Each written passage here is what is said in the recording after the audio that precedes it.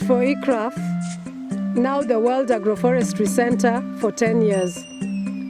After working for 10 years, I then joined World Food Program for 9 years and decided to retire from employment. I thought putting the researches that had been carried out by now World Agroforestry Center into practice was going to have an impact to the area that I come from, which is the Lake Victoria Basin. So I concentrated in the area field of conservation of river and started work on conserving the Oroba River by putting down bamboo tree seedlings, working with the Moringa oleifera, Prunus africana, Wombugia ugandensia, fodder trees and fuel wood trees. I also put in practice creating of drainages to drain flood water, because the Nandi Hills, which are the hills near Miwani where I work, had been cut down because of charcoal making. And I found that this controlled flooding, and soon as the trees grew, I found that I could stop the eroding of the riverbank, and tried a few undercrops like the pigeon pea, the chickpea, orange flesh sweet potato, and discovered that this area, when well drained and controlled, could grow anything. I was anxious to work towards meeting the Millennium Goals that had then been set. And I found that putting agroforestry into practice led to poverty eradication, education, health, food security, and even provided income and labor for the workers that were around there. I found that leaving 30 meters of the riverbank and giving it to agroforestry, therefore meeting the Water Act for river conservation, I could then create an atmosphere where the trees could provide fuel.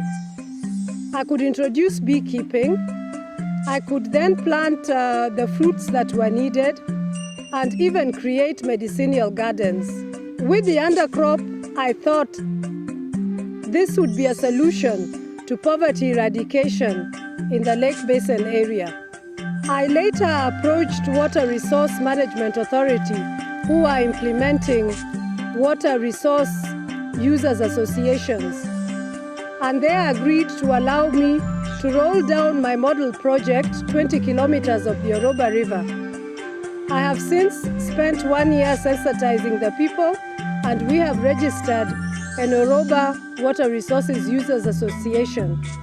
We have planted the trees 20 kilometers of this riverbank, and Water Resource Management Authority has extended us another 20 kilometers, so giving us a mandate to conserve 40 kilometers of the Oroba River.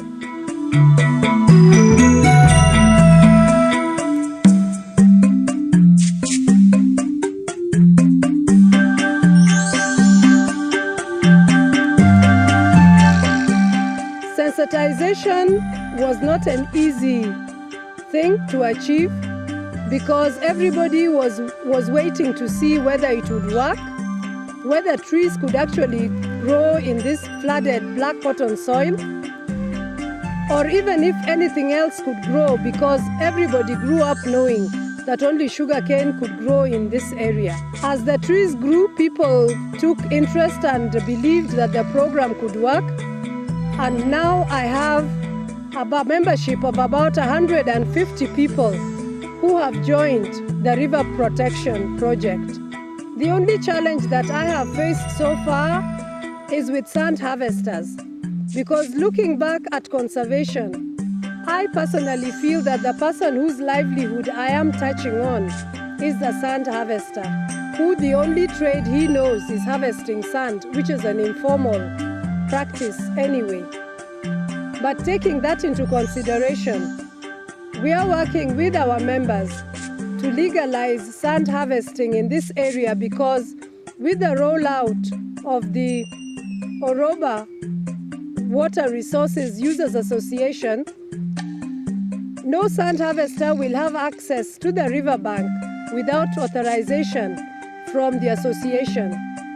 And we thought that it would be good practice also to just let these people be the ones to look after the seedlings that we are growing by the riverbank to ensure that they survive, and then assign them other duties and trainings to be able to put sand into better use, because the sand harvester does not make money.